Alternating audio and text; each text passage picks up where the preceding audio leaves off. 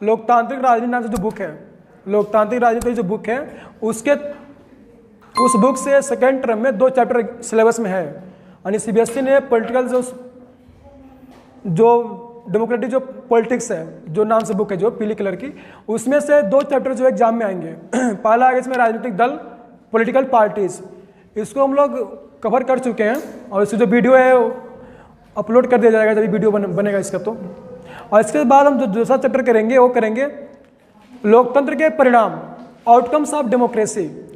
तो 2 चैप्टर जो है पॉलिटी वाले बुक से है सिलेबस में, ठीक है। तो दूसरा चैप्टर है वो है आउटकम्स ऑफ डेमोक्रेसी, लोकतंत्र के परिणाम। तो इसको हम करते हैं आज।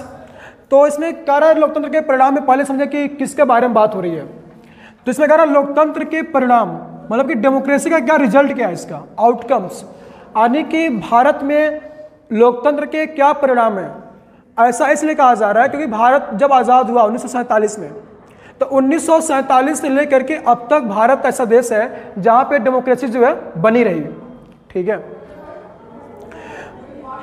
तो जब बनी रही तो उससे क्या परिणाम हुए अब तक, यानी भारत जो है लोकतंत्र अपना करके कितना सफल हुआ है, भारत में लोकतंत्र कितना सफल है, या ऐसी क्या कमियां हैं, कितनी कमियां इसमें हैं, या फिर भारत को और क्या करना चाहिए इसमें, कहाँ पे भारत जो है चूक रहा है थोड़ा बहुत, जहाँ पे चूक रहा है, इसकी कमियां क्या हो सकती है, डिमेरिट्स क्या है इसके, मतलब कुछ जो डिमेरिट्स आए हुए हैं उसमें सुधार करने की आवश्यकता होगी। और ये भी हम जानेंगे कि भारत में जो डेमोक्रेसी के तहत कितना भारत में ये सफल हुआ है, कितना सफल हुआ है, कितना सुधार करना बाकी है। यही इस चैप्टर का क्या है, अर्थ है। इस चैप्टर का अर्थ यही है कि भारत में लोकतंत्र कितना सफल हुआ, कितनी इसमें कमियां रही, इसका पूरा विश्लेषण करेंगे, संपूर्ण एनालिसिस, ठीक है, हर 360 डिग्री टाइप से, कि कितना सफल हो रहा है, कितना कमियां आ रही हैं। इसे मतलब बैकग्राउंड में समझते हैं इसके कि भारत जो है 1947 में आज़ाद होता है। इसकी चर्चा कर चुके हैं वैसे, फिर दोबारा कर लेते हैं एक बार। तो 1947 में भारत आज़ाद हुआ और आज़ाद होने के बाद से आज भारत जो है 2022 में प्रवेश कर चुका है ना, 2022 में टोटल हम काउंट करें तो 75 ईयर्स होगा ये लगभग, और 75 साल जो है, इसीलिए भारत सरकार 75 साल पूरे होने पे नया संसद भवन बनवा रही है। सुना कि नहीं सुना है? क्या नाम उसका है? सेंट्रल विस्टा प्रोजेक्ट के तहत बनाया जा रहा है। और इसमें क्योंकि 2025 के बाद से 24 के बाद से जब चुनाव होंगे उसमें एमपी की संख्या बढ़ाई जाएगी, क्योंकि जो संविधान में द्वारा जो संशोधन हुआ था उसके तहत 2024 तक संख्या 552 रखी गई है।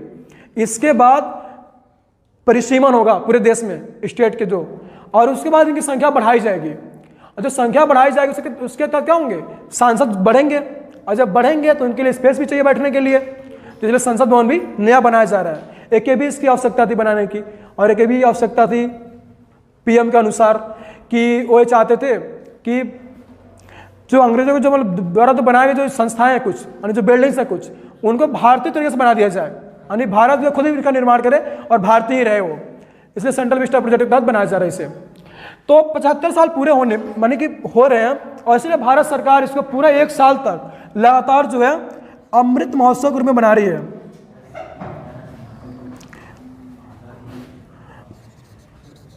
अमृत महोत्सव एग्जाम में क्वेश्चन कहीं पूछ सकता है जोड़ करके, करंट अफेयर से जोड़ करके क्वेश्चन आ सकता है एग्जाम में, इसी बारे में बन सकता है क्वेश्चन है कि भारत जो अमृत महोत्सव मना रहा है किस उपलक्ष्य से मना रहा है, तो हमारे देश के जो 75 साल पूरा हो रहा है उसके तहत मना रहा है।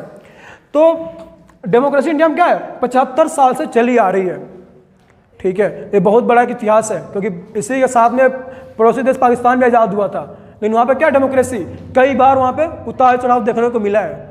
अनुशासन जो है, कभी सैनिक शासन हुआ, वहाँ पे मिलिट्री वाले भी रूल किए, फिर क्या हुआ, डेमोक्रेसी कुछ समय के लिए आई, फिर हुआ, फिर ऐसे चेंज होता रहा।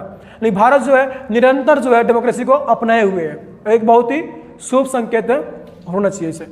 तो इसमें कह रहा कि राजनीति और आर्थिक और सामाजिक, तो 3 कैटेगरी पर हम चेक करेंगे कि भारत में जो डेमोक्रेसी है इससे क्या रिजल्ट है। तो पहला राजनीतिक स्तर पर चेक करेंगे इससे, दूसरा चेक करेंगे आर्थिक स्तर पे भारत जो है इसके लोकतंत्र के क्या परिणाम प्राप्त हुए हैं अब तक, और अगला एक और लेवल चेक करेंगे वो क्या होगा, सामाजिक स्तर पे कितना सफल हुआ है, ठीक है। तो राजनीति हम बात करें, चूंकि भारत आजाद होने के बाद से भारत के पास बहुत सारे ऑप्शन थे कि कोई भी सरकार किसी तरह की सरकार चुन सकता था, ये लोकतंत्र भी अपना सकता था, राजतंत्र भी सरकार मॉडल चल ही रहे थे, तानाशाही भी थी, सैनिक शासन भी था, लेकिन भारत ने लोकतंत्र को अपनाया और लोकतंत्र को भारत ने लिया। इसके पीछे रीजन रहता है कि संपूर्ण देश में सबके क्या हो, भागीदारी हो, सब लोग इसमें शामिल हो। और देश के लिए जब आंदोलन लड़ा जा रहा था, आंदोलन किया जा रहा था, उसमें क्या हुआ, सभी ने कंधे से कंधा मिलाकर साथ दिया। हिंदू, मुस्लिम, सिख, ईसाई, सभी ने, हर धर्म के, हर वर्ग के लोगों ने देश की आज़ादी में भाग लिया। जब आज़ादी में भाग लिया तो देश आज़ाद होने के बाद से सबके क्या होनी चाहिए इसमें, और सब लोग भागीदारी बनेंगे फिर इसमें। तो इसके लिए क्या, इसके तहत क्या लोकतंत्र को भारत में अपनाया गया। क्लियर है? अपनाने के बाद सब कहा था इसमें जिम्मेदार सरकार। अब लोकतंत्र क्यों अपनाया गया, और लोकतंत्र अपनाया गया तो क्या, जिसके तहत लोकतंत्र अपनाया गया, जिन उद्देश्यों को पूरा करने के लिए अपनाया गया, क्या वे उद्देश्य पूरा हो रहे हैं? तो पहला कहा था इसमें जिम्मेदार सरकार, यानी कि एक रिस्पॉन्सिबल सरकार बनती है। यानी डेमोक्रेसी में क्या होता है, एक जिम्मेदार सरकार बनती है, यानी जनता वोट देती है, वोट देने के बाद से एक सरकार बनाएगी और वो सरकार जनता के प्रति क्या होगा, उत्तरदायी होगा। अगली हेडिंग यही है, जवाबदेह सरकार। तो वो जिम्मेदार सरकार एक बनाती है, यानी जनता जो है वोट दे करके जिम्मेदार सरकार बनाएगी। यानी कि कोई अगर कमी होता है, किसी बात का कोई क्वेश्चन पूछना होगा, तो जनता जो है सरकार से क्या करे, सीधे सवाल पूछ सकती है, यानी जनता सरकार से सीधे जुड़ी रहती है। जो भी कानून बनाए जाएंगे, जो भी फैसले लिए जाएंगे, वो जनता के हित में लिए जाएंगे।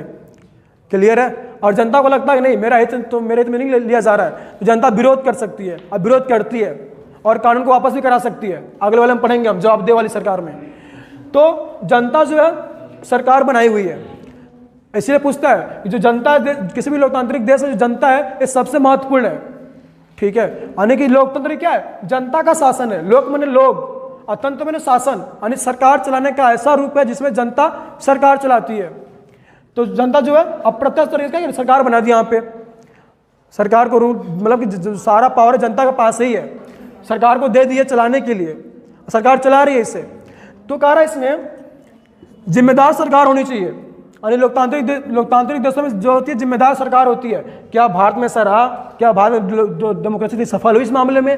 तो हाँ, बोलेंगे सफल रही है। और जिम्मेदार सरकार इसमें जो बनती है लोकतांत्रिक देशों में, वो जब भी कोई मतलब कानून बनाएंगे, जब किसी मुद्दे की बात होगी, उससे पहले जनता की राय ली जाएगी, और जनता उस राय में मतलब समर्थन में है और पक्ष में हाँ में हाँ करती है, पक्ष में हाँ मिलाती है, तो उस पर कानून लेकर आया जाएगा, उस पर बात की जाएगी। जनता को लगता है कि यहाँ पर विकास होना चाहिए, यहाँ पर ये चीज़ बनना चाहिए, ठीक है, और यहाँ पर एक कमी है, या देश में ये चीज़ नहीं होना चाहिए, या देश में ये होना चाहिए। जनता जो बात रखेगी, सरकार क्या करेगी, उसको मानेगी, मानती भी है। ठीक है? तो जनता का इसमें क्या होगा, जनता की बात ऊपर रखा जाएगा। जनता क्या है, सर्वोपरि है लोकतांत्रिक देशों में। ठीक है? अगला इसमें जवाबदेह सरकार।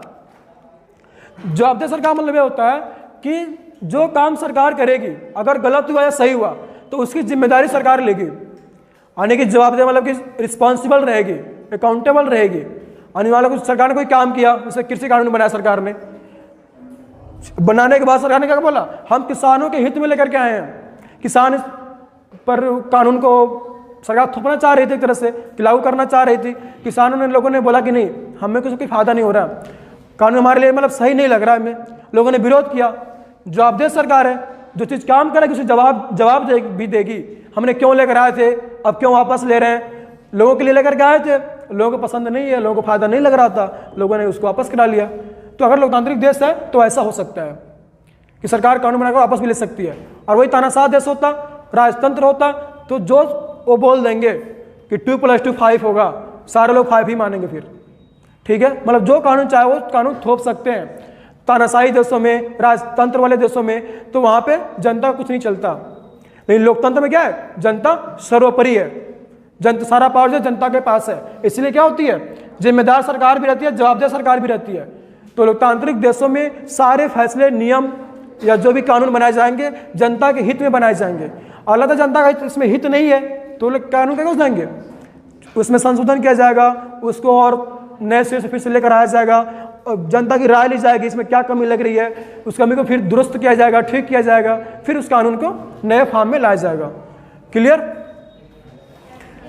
अगला देखो, वैध सरकार। वैध सरकार क्या होती है? अरे कई बार एग्जाम में क्वेश्चन आ चुका है, वैध सरकार क्या होता है, कई बार आ चुका है। तो वैध सरकार क्या है कि वो सरकार जो जनता द्वारा चुनी गई हो और एक संविधान के तरीके से चल रही हो, वो कहलाती है वैध सरकार। जिसे जनता ने चुनकर बनाया हुआ है और संविधान के तहत चल रही है, तो वैध सरकार है वो। अब मान लो कि पीएम का चुनाव हुआ, 2019 से चुनाव हुआ पीएम का, लोकसभा का चुनाव हुआ, लोकसभा चुनाव होने के बाद जनता ने क्या कर दिया, एक पार्टी को बहुमत दे दिया, सरकार बन गई, अब ये सरकार चला रही है, ठीक है, जिसे बोलेंगे वैध सरकार है। अगर मान लो सरकार जो है बीच में क्या हो जाए, जैसे मान लो कुछ देशों में ऐसा होता है, जैसे पाकिस्तान में सरकार चुनने के बाद से 5 साल उसको पूरा करने से पहले ही जो पे आर्मी होती है या फिर जो सेना होती है वो मिल करके सरकार को गिरा देते हैं। जो सरकार चुनी सरकार को गिरा देंगे, और गिराने के बाद जो आर्मी के जो हेड होते हैं वही खुद रूल करने लगते हैं पूरे देश पे, तो वो होती है अवैध सरकार। यानी जनता ने जिसको वोट देकर चुना था उसको सरकार चलाने की बजाय जब कोई और सरकार चलाने लगे तो क्या कहलाएगा, वो अवैध सरकार कहलाएगी। वो मतलब कोई जनता को जो चुनकर भेजी हुई है उसको हटाकर जब कुछ सरकार चलाएगा तो संविधान को फॉलो करेगा, वो नहीं करेगा। सारा अपने नियम से, अपने पास से नियम कानून बनाएगा, पूरा आर्मी रूल चलेगा ना वहाँ पर। अब उसे बोलते हैं मार्शल लॉ बोलते हैं, ठीक है, तो वहाँ पर वो चलाया जाएगा फिर। लेकिन अगर जनता चुनी हुई है, जनता सरकार बना दी है, बनाने के बाद अगर वो जनता की द्वारा बनाई हुई सरकार चल रही है, एक नियम पे, संविधान पे, कानून पे चल रही है, तो कहलाती है वैध सरकार है। तो वैध सरकार क्या है, जनता द्वारा चुनी गई सरकार जब शासन चलाती है तो वैध सरकार कहलाते हैं। क्लियर है? चलो अगली हेडिंग देखते हैं। इसमें आर्थिक समृद्धि, गरीबी और असमानता। कहा था इसमें लोकतंत्र में जो आर्थिक जो असमानता है एक तरह से, या गरीबी है या फिर आर्थिक समृद्धि जो है, इसमें क्या मतलब, इसका क्या रिजल्ट है इसके मामले में। तो अगर हम बात करें लोकतंत्र में, तो जो राजनीतिक समानता है ये कुछ हद तक मतलब सफल है, सही है। क्यों सही है? क्योंकि देश में प्रत्येक व्यक्ति चुनाव लड़ सकता है। अब प्रत्येक व्यक्ति किसी भी जात का, धर्म का हो, किसी भी राज्य से आता हो, वोट भी कर सकता हो। तो राजनीतिक समानता तो है देश में। मान लो प्रेसिडेंट है, अगर प्रेसिडेंट वोट करते हैं तो उनके वोट की वैल्यू कितनी होगी, एक ही होगी, और एक ही बार वोट देंगे ना वो। और मान लो कोई आम आदमी है तो वो भी एक ही वोट करेगा। तो यहाँ पे जो देश का प्रेसिडेंट है, जो देश का पीएम है, उसके वोट की वैल्यू एक है, और जो आम आदमी है उसके वोट की वैल्यू कितनी है, एक ही है, उसके वोट की वैल्यू भी एक ही है। तो दोनों बराबर है ना यहाँ पे। तो यहाँ पर देश में लोकतंत्र की वजह से आर्थिक समानता तो है, क्योंकि पहले हम लोग पढ़ चुके हैं, जो फ्रांस की क्रांति से पहले हमने पढ़ा था, रूस की क्रांति से मैंने पढ़ा था कि वहाँ पे जो तीसरा वर्ग था, जो नीचे वाले लोग होते थे, वो वोट नहीं करते थे उसमें, बस केवल टैक्स पे करते थे वो, ठीक है।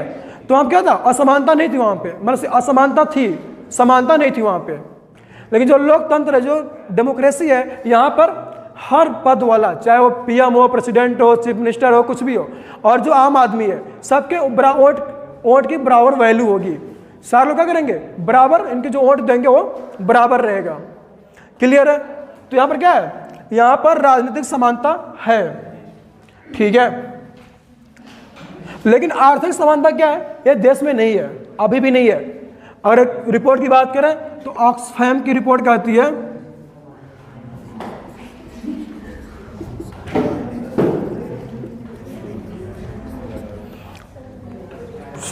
तो राजनीतिक समानता तो है देश में, यानी हर व्यक्ति चुनाव लड़ सकता है, चुनाव में वोट कर सकता है, किसी भी राज्य से आता हो, किसी भी जात धर्म से आता हो, वोट करने का उसे पूरा अधिकार मिला हुआ है, वोट डालने का भी अधिकार मिला हुआ है, चुनाव लड़ने का भी अधिकार मिला हुआ है, और वोट की जो कीमत होगी वो बराबर होगी, यानी वोट की वैल्यू भी क्या है, बराबर है। तो देश में राजनीतिक समानता तो है। लेकिन आर्थिक समानता की बात करें तो ऑक्सफैम की रिपोर्ट कहती है, एक संस्था जो रिपोर्ट निकालती है हर साल, यानी देश में कितने लोग अमीर हुए, कितने लोग गरीब हुए, और पूरी दुनिया से क्या करती है, तुलना करती है। अब ये कहती है कि जो संपत्ति, जो 99% जो संपत्ति है वो केवल 1% लोगों के पास है, और जो 99% संपत्ति पे 1% लोगों का हक है, मतलब लेकर बैठे हुए हैं, और 1% संपत्ति में 99% लोग आते हैं जो मतलब गरीब टाइप के लोग हैं। समझे नहीं समझे वाला? एक आ रहा है कि 99% संपत्ति में जो संपत्ति है वो 1% लोगों के पास है, यानी मुकेश अंबानी, अडानी, टाटा जैसे लोग हैं, वो क्या है, देश की जो 99% संपत्ति है अकेले लेकर रखे हुए हैं, यानी कम, देश की अधिकतर जो संपत्ति है वो कम लोगों के पास है, एक आ रहा है इसमें। और जो मैक्सिमम लोग हैं वो थोड़े से में सारे लोग आ जाते हैं, मतलब 1% संपत्ति में 99% लोग हैं। और एक बार कहता है कि 99% संपत्ति देश के 1% लोगों के पास है। देश में आर्थिक असमानता इतनी ज़्यादा है, यानी अमीरी और गरीबी जो खाई इतनी ज़्यादा चौड़ी हुई है कि अडानी, अंबानी, इससे क्या है, देश में गिने चुने लोग हैं जो मैक्सिमम संपत्ति देश की रखते हैं अपने पास। ठीक है, टाटा भी हो गए, हाँ, इनका नाम थोड़ी छोड़ेंगे।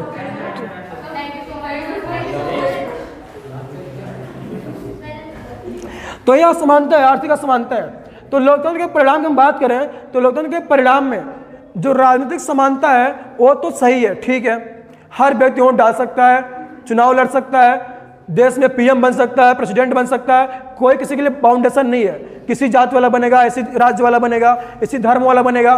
तो राजनीतिक समानता तो देश में है, और इसके लिए कोई बाउंडेशन नहीं है कि देश का मतलब कि ये व्यक्ति नहीं बन सकता है।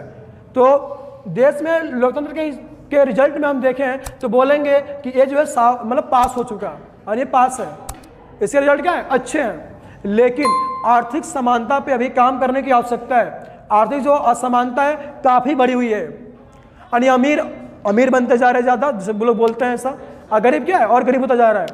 लेकिन देश की आज़ादी से लेकर तुलना करें प्रेजेंट टाइम की तो गरीबी भी क्या हुई है, कम हुई है। ऐसा क्या कोई मतलब कि गरीबी कम हुई नहीं है, बढ़ती जा रही है। तो गरीबी भी क्या हो रही है, कम हो रही है, लेकिन फिर भी अभी भी असमानता ज़्यादा है। और लोकतंत्र के परिणाम में हमें देख सकते हैं कि इस पर अभी और काम करने की आवश्यकता है। अभी उतना सफल नहीं हुआ जितना कि ये समानता सफल हुई है। ये तो काफ़ी सफल है, ठीक ठाक है, सही है, ठीक है, लेकिन ये क्या है, हालांकि इसमें भी कुछ कमियां हैं अभी भी, लेकिन इसकी तुलना में ये भी सफल है। क्लियर है। इन आर्थिक समानता जो है एक काफ़ी हद तक इसमें सुधार की और ज़्यादा आवश्यकता है। और देश आज़ाद होने के बाद से 75 सालों में भी इसके परिणाम जो हैं वैसे देखने को नहीं मिले जैसे संविधान के विशेषज्ञों ने सोचा था। आर्थिक समानता संविधान में कहा गया है, संविधान की प्रस्तावना में है कि देश के हर व्यक्ति क्या होगी, आर्थिक समानता होगी, लेकिन अभी इस पर काम करने की जरूरत है। समानता इसमें आई नहीं है अभी, परिणाम में देख सकते हैं। अगला देख लो फास्ट जल्दी से। सामाजिक विविधता और सद्भावनापूर्ण जीवन। सामाजिक विविधता क्या है, यानी समाज में जो ऊंच नीची जो भावना है, विविधता मतलब क्या, डाइवर्सिटी। अभी भी जैसे देश आजाद हुआ तो संपूर्ण देश को हमने बोला एक भारत होगा, यानी कि अनेकता में एकता जो है भारत की विशेषता है। यानी हर स्टेट में रहने वाले जो लोग हैं वो अलग स्टेट से क्या करते हैं, डिफरेंट महसूस करते हैं, मतलब कि दिखते हैं, रहने में, खाने में, पीने में, उनकी जो वेशभूषा है सब डिफरेंस लगती है, फिर भी इंडिया का भाग है वो।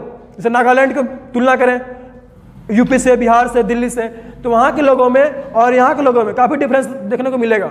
तो विविधता तो है, लेकिन देश का भाग वो भी है। तो कार्य इसमें सामाजिक विविधता तो है, लेकिन इसको भी समान लाने की आवश्यकता है।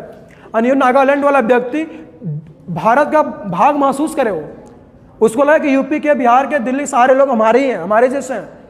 हम लोग समझे कि वो भी क्या है, हमारे देश का भाग है और हमारा वो भी है, ठीक है। तो जो सामाजिक विविधता है इसमें एकता लाने की जरूरत है। डाइवर्सिटी इन जो है, जो विविधता फैली हुई है, उनको अकेलापन नहीं लगे उन्हें कि हम देश के साथ मतलब कि जुड़ाव नहीं फील कर रहे हैं। यानी कि अलग अलग स्टेट के लोग समझ रहे हैं कि अरे वो तो नागालैंड का तो ऐसा दिखता है, वैसा दिखता है, वहाँ के लोग एक खाते हैं, वो खाते हैं, तो लगता है मतलब उससे दूर ही रहो। तो उसको क्या लग रहा है कि विविधता होने के वजह से वो खुद को अकेला महसूस कर रहे हैं। तो हमें एक साथ जोड़ने की आवश्यकता है, वो भी देश का भाग है, नागालैंड भी क्या है, देश का भाग है।